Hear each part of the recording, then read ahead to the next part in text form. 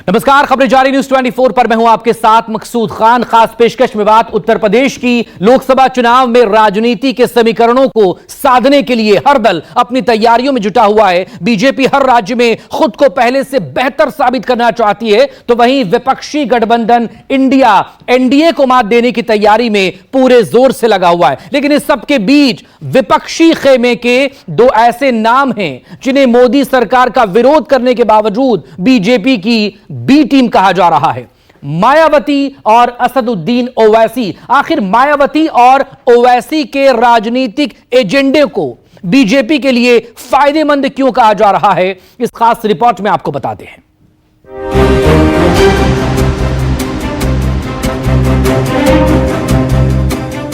हाथी को नहीं चाहिए साथी, 24 में अकेले लड़ेंगी मायावती।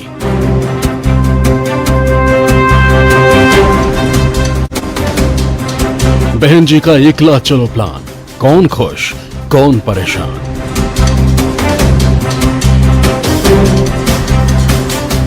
मायावती ओवैसी वोट कटवा, किसे नुकसान किसे फायदा।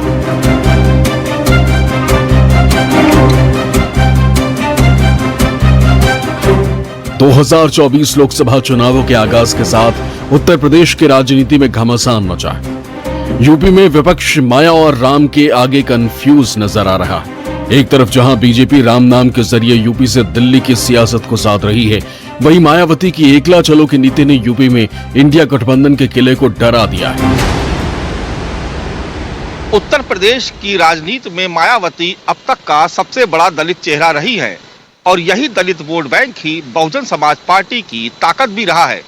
लेकिन बदले हुए सियासी माहौल में बीजेपी के अलावा तमाम दूसरे विपक्षी गठबंधनों ने SC/ST के साथ ही ओबीसी वर्ग के वोट बैंक पर पूरा फोकस कर दिया है और शायद यही वजह है कि मायावती ने इस बार के चुनाव में किसी भी गठबंधन का हिस्सा न बनने का फैसला करते हुए अपनी राजनीति की गाड़ी को अकेले ही आगे बढ़ाने का फैसला किया है।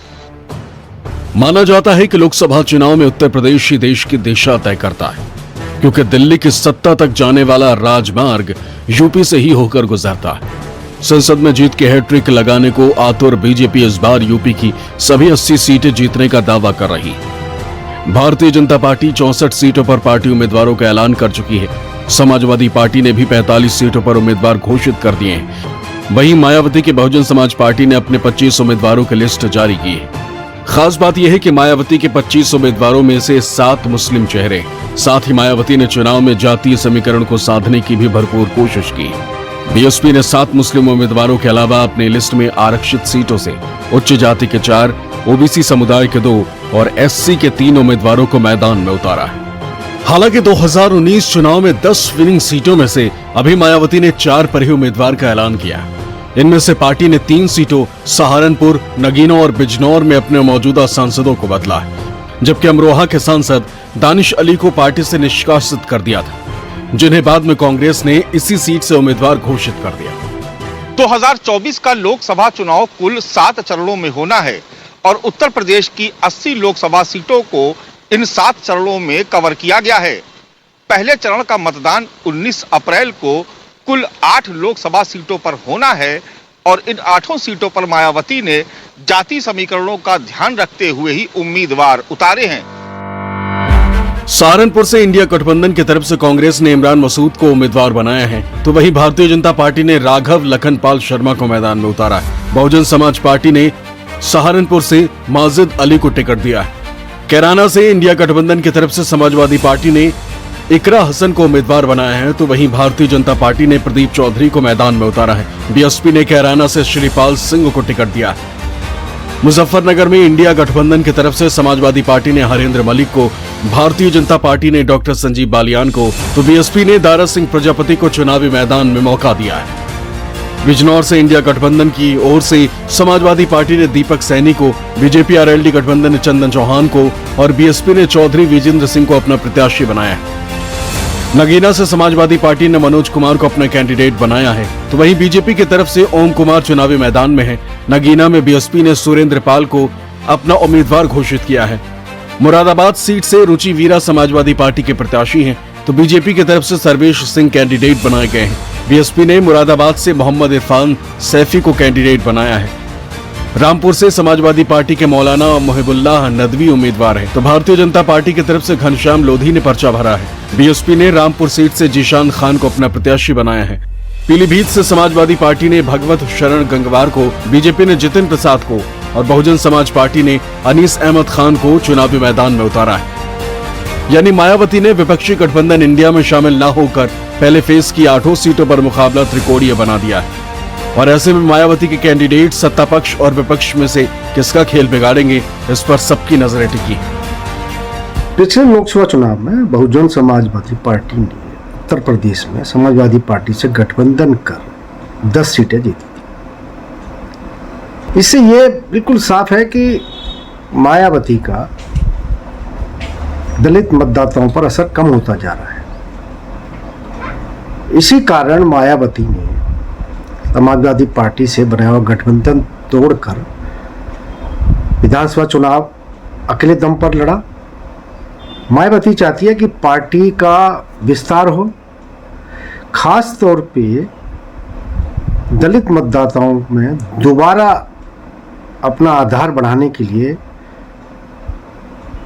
बहुजन समाज पार्टी अकेले चुनाव लड़ रही है। पार्टी के लिए नीतिगत घोषणा करना मेरे लिए इसलिए भी जरूरी हो गया है क्योंकि खासकर कांग्रेस व अन्य कुछ और दलों ने भी षड्यंत्र के तहत बीएसपी से गठबंधन करने का भ्रम जानबूझकर अभी से ही फैलाना शुरू कर दिया है।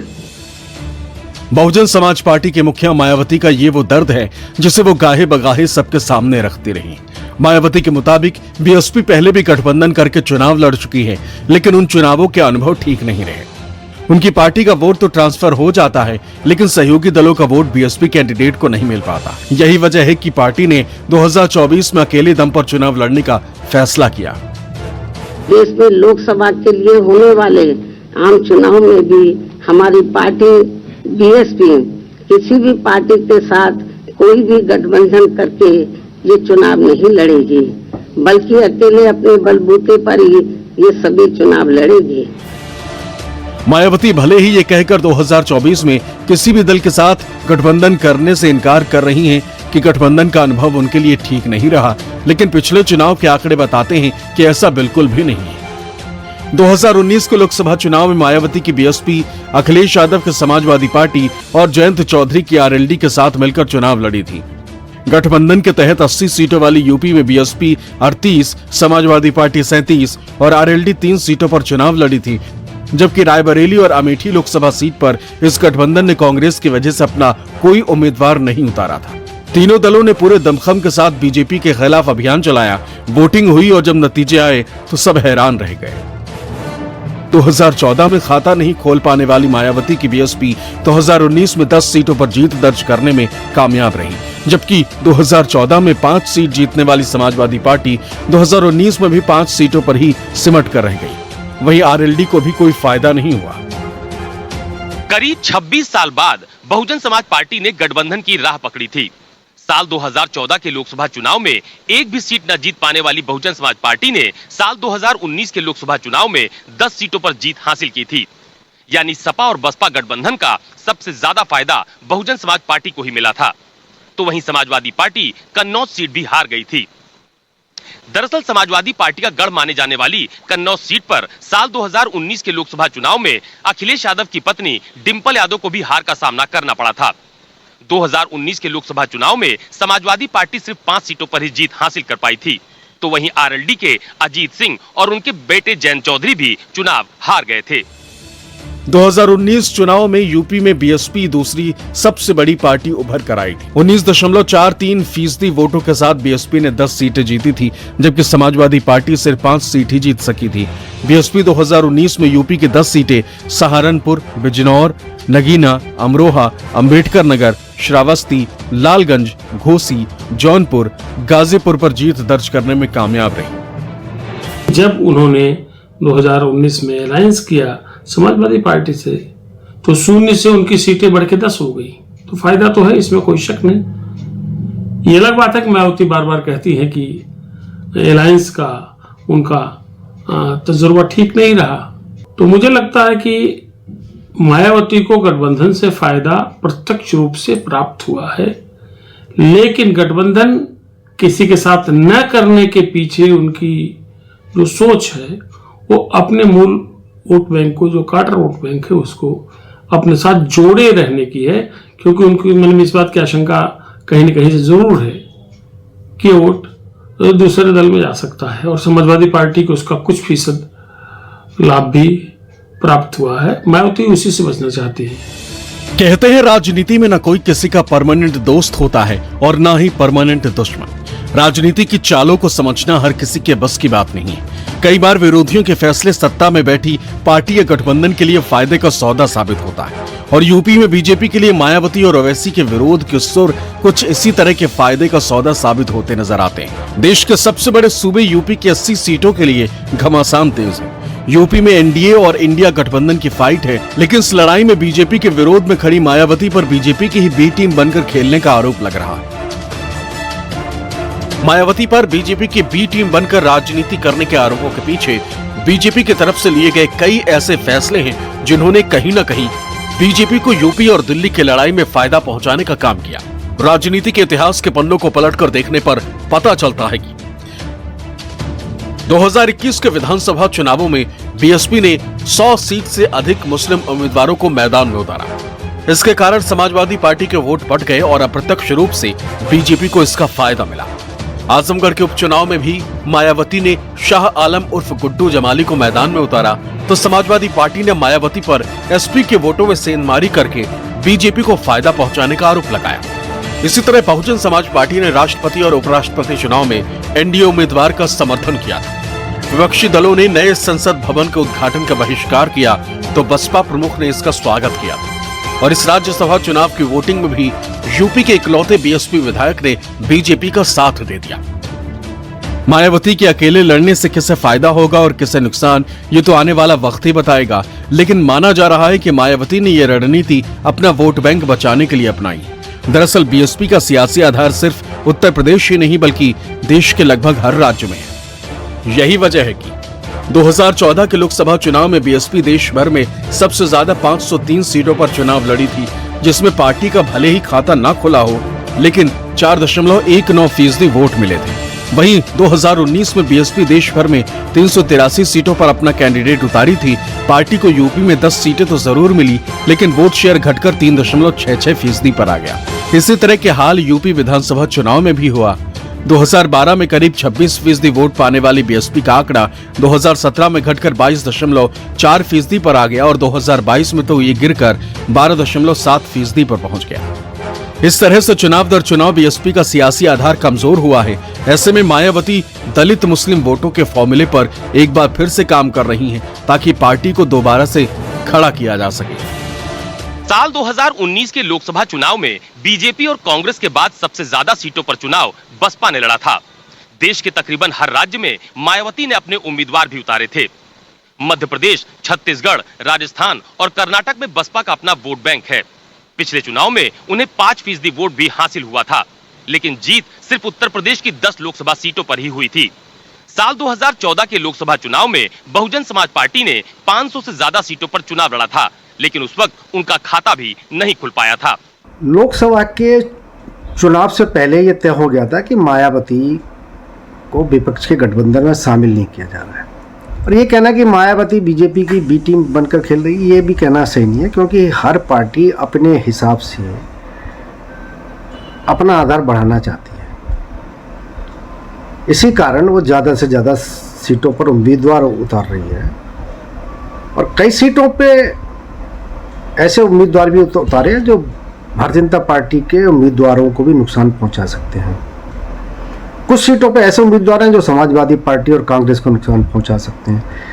इसलिए ये नहीं कहा जा सकता कि बसपा बीजेपी की बी टीम बनकर काम कर रही है। लोग ये बोल रहे हैं कि आपके लड़ने से बीजेपी जीत रही है, तो मैंने कहा, उनका नाम लेकर कहा कि भाई साहब आप स्पीकर फोन खोलिए, आपके अतराफ में 2-3 मुसलमान तो जरूर बैठे होंगे। बोले हाँ बैठे हैं। बोला खोलिए, फोन खोल दिए। उसके बाद में बोला इन तमाम से कहिए कि वजू कर लीजिए, 2 रकात नफिल नमाज पढ़ लीजिए और अल्लाह से दुआ करिए कि अगर असदुद्दीन ओवैसी मिला हुआ है तो अल्लाह उसको बर्बाद कर दे। और अगर झूठ बोल रहा है तो ये बर्बाद हो जाए।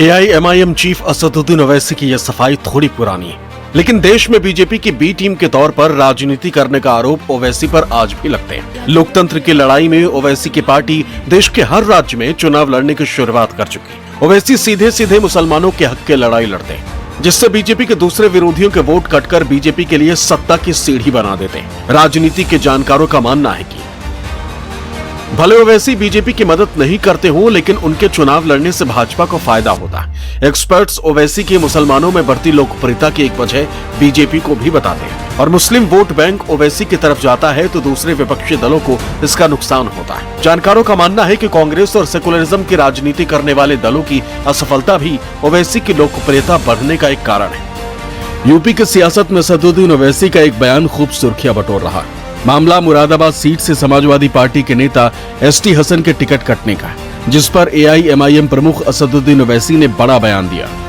ओवैसी ने ST हसन से जुड़े एक ट्वीट को रीट्वीट करते हुए कहा, डॉक्टर साहब, मैंने कहा था कि आपके नेता अखिलेश यादव आपको B फॉर्म नहीं देंगे, लेकिन आपने मुझ पर विश्वास नहीं किया। जब हमारी चर्चा हुई तो इम्तियाज जलील भी मौजूद थे। आपका नेता केवल आपका वोट चाहता है और आपको केवल दरी बिछाना, भैया पर जवानी कुर्बान जारी रखना चाहिए। ये अल्पसंख्यकों के राजनीतिक प्रतिनिधित्व को खत्म करने की कोशिश करने के लिए अच्छी तरह से बनाई गई योजना की तरह है, लेकिन इंशाअल्लाह हम ऐसा होने नहीं देंगे। आपको बता दें कि मुरादाबाद सीट पर समाजवादी पार्टी में घमासान मचा है। पार्टी की तरफ से पहले मौजूदा सांसद ST हसन ने पर्चा भरा, लेकिन रात बीतते बीतते पार्टी ने रुचि वीरा को अपना उम्मीदवार बना दिया और ST हसन को चुनावी मैदान में सरेंडर करना पड़ा। और ओवैसी ने ST हसन के उस बयान पर रिएक्ट किया जिसमें उन्होंने मुरादाबाद में प्रचार नहीं करने का ऐलान किया था। और ओवैसी के ट्वीट से ऐसा लग रहा है जैसे ST हसन के साथ ओवैसी पहले इस बाबत बात भी कर चुके। समाजवादी पार्टी का मैं कार्यकर्ता हूँ, कार्यकर्ता रहा। मजबूरी सिर्फ यह है कि मैं मुरादाबाद में चुनाव प्रचार नहीं कर सकता। बाकी जहाँ भी पार्टी चाहेगी मैं वहाँ पे प्रचार करूँगा। मेरे अपने लोगों के दिल टूट जाएंगे जिन्होंने मेरे लिए मन्नतें मानी हैं, जिन्होंने मेरे लिए रोजे माने हैं, कुरान खानियाँ करी है, दरगाहों के हाजिरी मानी है, प्रार्थनाएं करी हैं और जिन्होंने यज्ञ माने हैं। अगर मैं ऐसा करूँगा तो उनके दिल टूट जाएंगे। जानकारों का मानना है कि 2024 में जिस राह पर चलने का प्लान मायावती ने बनाया है, उस राह पर असदुद्दीन ओवैसी की AIMIM दशकों से चली आ रही। AIMIM भी लगभग हर चुनाव में अकेले मैदान में उतरती है। ओवैसी पर भी लगातार वोट कटवा पार्टी होने का आरोप लगता रहा है, लेकिन लोकसभा चुनाव के आंकड़ों को देखा जाए तो 2014 के चुनाव में AIMIM देश भर के अलग अलग राज्यों में 5 सीटों पर चुनाव लड़ी थी, जिसमें से महज एक हैदराबाद सीट से असदुद्दीन ओवैसी को जीत मिली थी। इसके बाद 2019 में बिहार, महाराष्ट्र और तेलंगाना की एक एक सीट यानी कुल 3 सीटों पर चुनाव लड़ी थी, जिसमें से बिहार छोड़कर बाकी दोनों सीटों पर जीत दर्ज की थी। हालांकि अब की बार भी असदुद्दीन ओवैसी अकेले लड़ने की राह पर हैं, क्योंकि अभी तक न तो उनके तरफ से किसी गठबंधन का ऐलान किया गया है और न ही किसी दूसरे दलों की ओर से उन्हें अप्रोच किया गया है। ऐसे में ओवैसी के अकेले लड़ने से किस पार्टी को फायदा और किसे नुकसान हो सकता है, इसे भी समझिए। वैसे तो उत्तर प्रदेश में असदुद्दीन ओवैसी की पार्टी AIMIM बहुत ज़्यादा प्रभावी नहीं रही है, लेकिन वोट काटने के लिहाज से उसकी अहमियत जरूर रही है। और अभी तक जो चुनाव ओवैसी लड़े उत्तर प्रदेश में, उनके उम्मीदवारों ने अखिलेश यादव यानी समाजवादी पार्टी को वोट काटे हैं। इस चुनाव में अगर ज्यादा मुस्लिम कैंडिडेट देते हैं असदुद्दीन ओवैसी, तो स्वाभाविक सी बात है कि जहां कांग्रेस के कैंडिडेट हैं या जहां समाजवादी पार्टी के कैंडिडेट हैं, उनका नुकसान होगा। उनका नुकसान होगा तो फायदा किसका होगा? भारतीय जनता पार्टी का। बहरहाल यूपी में पहले फेज के लिए मायावती ने 8 सीटों पर अपनी चुनौती पेश कर दी है, लेकिन ओवैसी ने पहले फेज में अपना कोई प्रत्याशी नहीं उतारा है। मुस्लिम वोट काटने और बीजेपी की बी टीम बनकर चुनाव लड़ने के आरोप के बीच AIMIM की तरफ से कहा गया है कि पार्टी यूपी के मैदान में नहीं है और अब इंडिया गठबंधन सभी सीटें जीत कर दिखाए। इंडिया गठबंधन को यूपी में ओवैसी के नहीं उतरने से राहत भले ही मिले, लेकिन मायावती के अकेले लड़ने के ऐलान से विपक्षी एकता को झटका जरूर लगा। Bureau report, News 24।